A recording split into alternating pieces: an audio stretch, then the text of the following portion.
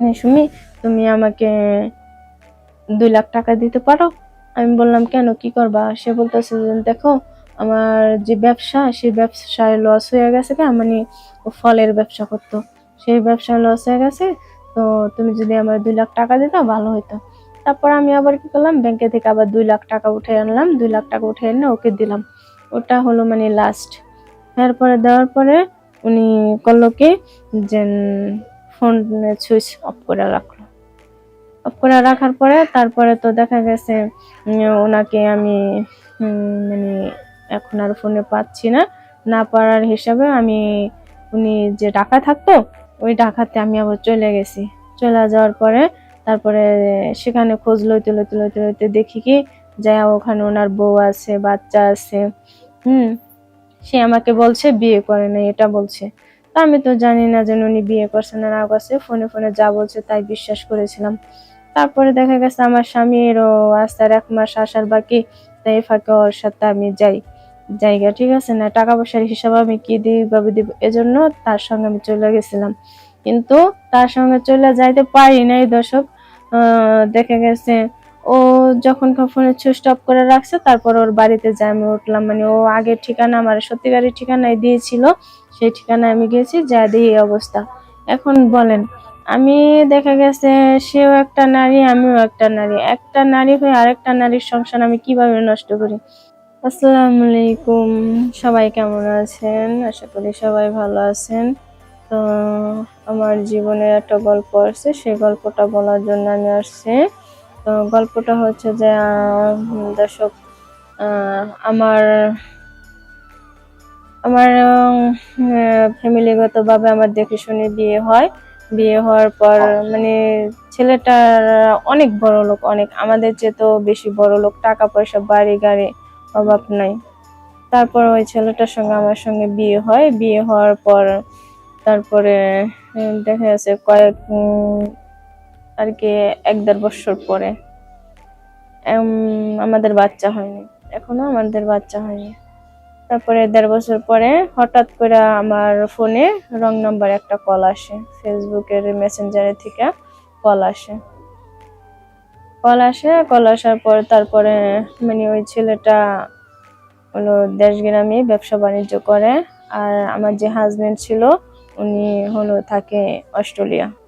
তো ওনার টাকা পয়সা অনেকেই আছে। তো কোনো কিছুতে আমার আল্লাহর রহমতে দুঃখ কষ্ট কোনো কিছুতেই দিত না, খুব ভালো ছিল উনি। তারপরে দেখা গেছে এক পর্যায়ে আমার যে ওই ছেলেটার সঙ্গে পরিচয় হয়, সেই ছেলেটা মানে ভালোই করতে আছে, ঠিক আছে। আমার সাথে মানে অনেক কথাবার্তা বলে করে, কথাবার্তা বলার পরে তারপরে সে আমাকে একদিনকে হঠাৎ করে বললো কি, দেখো, সে আমাকে হঠাৎ করে বলতেছে যে তুমি আমাকে কিছু টাকা দিবা সুমি। আমি বলতেছি, কেন, তুমি টাকা দিয়ে কি করবা? সে বললো কি, আমার দরকার আছে। তারপরে দেখা গেছে আমাকে কত টাকার দরকার? সে বললো কি, 50,000 টাকা। আমাকে 50,000 টাকা তোমার দরকার? আচ্ছা ঠিক আছে, দাঁড়াও, আমি আমার ব্যাংকে কিছু টাকা পয়সা আছে, সেখান থেকে তোমাকে আমি আনিয়ে দিতেছি। তারপরে দেখা গেছে এরকম করে 50,000 টাকা ওর আমি দিলাম। দেওয়ার পরও কি করলো না করলো সেটা তার আমি জিজ্ঞেস করি নাই। তারপরে দেখা গেছে এভাবে আবার এই ভালোই দিনকাল কথাবার্তা ওর সাথে আমার সাথে যাইতেছে, কিন্তু যাইতে যাইতে দেখা গেছে 3 বছর ওর সঙ্গে আমার সঙ্গে পরিচয় হয়ে গেছে, অলরেডি 3 বছর পরিচয় হয়েছে। এর মধ্যে আমার স্বামী আর কি অস্ট্রেলিয়ায় থাকতো, উনি আর আসেনি। ওই প্রতি মাসে মাসে টাকা পাঠায় দেয়, করে খাওয়ান খরচের টাকা পাঠায় দেয়, ঠিক আছে। তারপরে উনি আর আসার পর ওই ছেলেটার সঙ্গে আমার সঙ্গে ভালো সম্পর্ক হয়ে যায়। সম্পর্ক হওয়ার পরে দেখা গেছে উনি প্রতি মাসে মাসে আমার দ্বারা টাকা চায়। 3 বছরে মনে করেন আমার 10-12 লাখ টাকা ও নিয়ে খাইছে। খাওয়ার পরে তারপরে দেখা গেছে আমি একদিন কাউরে হঠাৎ করে বলতেছি যে শোনো, তোমাকে একটা কথা বলি। ও বলে কি? আমি বলি যে আচ্ছা, তোমার সাথে আমার সাথে 3টা বছর হয়ে গেছে সম্পর্ক করলো, আর আমার স্বামীর যা কিছু আছে সব তো তোমাকেই আমি দিয়েছি, ঠিক আছে। এখন আমার স্বামী যদি বাড়িতে আসে, আমার কাছ থেকে তো নিশ্চয়ই হিসাব কিতাব নিবে। তখনকার বলবো প্রতি মাসে তোমারে 1 লাখ 1.5 লাখ করে টাকা পাঠাইছি, ঠিক আছে, তুমি সেই টাকাগুলা কি করছো? তখনকার তো এটা বলবে কিছু টাকা তো ব্যাংকে রাখছি, রাখালে কি হয়েছে, তোমাকে যে টাকাটা দিছি সেই টাকাটার কথা আমি কি জবাব দেব? সে তার তো হিসাব আছে, প্রতি মাসে 1 লাখ 1.5 লাখ টাকা করে দিলে 3 বছরে কয় লাখ টাকা হয়। সে তো আসার সময় হয়ে গেছে, আর 1 মাস পর বাড়িতে আসবে। তাকে আমি বললাম, বলার পর সে বলল যে আচ্ছা ঠিক আছে, তোমাকে আমি পরে জানাবো। আমি কই কি রে, আমার পরে জানাইবো? 3টা বছর হয়েছে, 10-12 লাখ টাকা নিয়ে খাইছে, এখন আমি কি করব? পরে দেখা গেছে তারে আমি বললাম যে তুমি যদি আমাকে বিয়ে না করো তাহলে কথা বলো কেন? ও বলতেছে যে দেখো আমি কি বলছি, তোমাকে বিয়ে করব না, আমি তোমাকে বিয়ে করব। তারপরে লাস্ট যখন ওর সঙ্গে আমার সঙ্গে কথা হয়, ও আমাকে বলতেছে সুমি, তুমি আমাকে 2 লাখ টাকা দিতে পারো? আমি বললাম কেন, কি করবা? সে বলতেছে যে দেখো আমার যে ব্যবসা, সেই ব্যবসায় লস হয়ে গেছে, মানে ও ফলের ব্যবসা করতো, সেই ব্যবসায় লস হয়ে গেছে, তো তুমি যদি আমার 2 লাখ টাকা দিতে ভালো হতো। তারপর আমি আবার কি করলাম, ব্যাংকে থেকে আবার 2 লাখ টাকা উঠে আনলাম, 2 লাখ টাকা উঠে এনে ওকে দিলাম। ওটা হলো মানে লাস্ট। এরপরে দেওয়ার পরে উনি করলো কি যে ফোন সুইচ অফ করে রাখলো। অফ করে রাখার পরে তারপরে তো দেখা গেছে ওনাকে আমি মানে এখন আর ফোনে পাচ্ছি না, না পারার হিসাবে আমি উনি যে ঢাকা থাকতো ওই ঢাকাতে আমি আবার চলে গেছি। চলে যাওয়ার পরে তারপরে সেখানে খোঁজ লইতে লইতে লইতে লইতে দেখি কি যায় ওখানে ওনার বউ আছে, বাচ্চা আছে। সে আমাকে বলছে বিয়ে করে নাই, এটা বলছে। তা আমি তো জানি না যে উনি বিয়ে করছে না না করছে, ফোনে ফোনে যা বলছে তাই বিশ্বাস করেছিলাম। তারপরে দেখা গেছে আমার স্বামীরও আসার 1 মাস আসার বাকি, তাই ফাঁকে ওর সাথে আমি জায়গা, ঠিক আছে না, টাকা পয়সার হিসাব আমি কি ভাবে দিব, এজন্য তার সঙ্গে আমি চলে গেছিলাম। কিন্তু তার সঙ্গে চলে যাইতে পারি নাই দর্শক।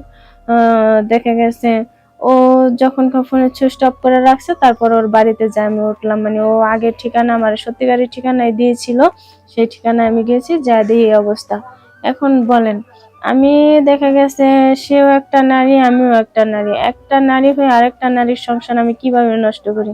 আমি তো চাইবো না, কিন্তু ও তো বলেছিল যেন বিয়ে করে নাই, শাদী করে নাই, এজন্য ওর সঙ্গে আমার সঙ্গে কথা হয়েছিল। তাহলে দর্শক এখন দেখা গেছে আমি আমার স্বামীকে ফালাই থিয়া, ঘর সংসার বাড়ি ফালাই থিয়া আমি চলে আসছি। এখন আমি কিভাবে যাব? এখন না যেতে পারবো স্বামীর কাছে? আমার স্বামী তো সবকিছু জানিনা ফালাইছে যে ওর সাথে সম্পর্ক, ওর সাথে আমি আইসা পড়ছি। এখন ও তো আমাকে মেনে নিতে চাচ্ছে না।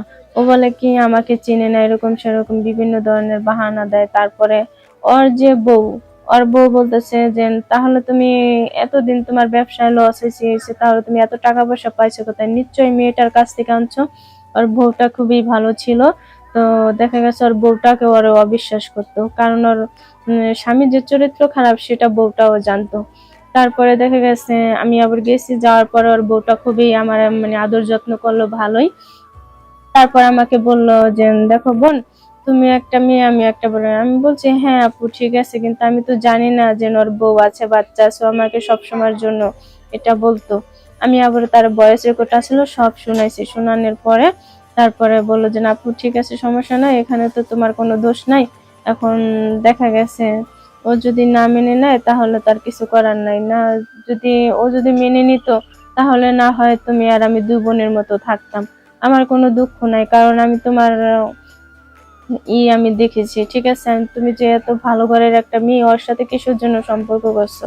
আমি বুঝতে পারি নাই, না বোঝার কারণে আজকে আমার এই পরিস্থিতি। না পারবো স্বামীর কাছে যাইতে, না পারবো বাবা মার কাছে যাইতে। দর্শকদেরকে বলছি, দর্শক বেশি লোভ করো না, লোভে পাপ, পাপে মৃত্যু।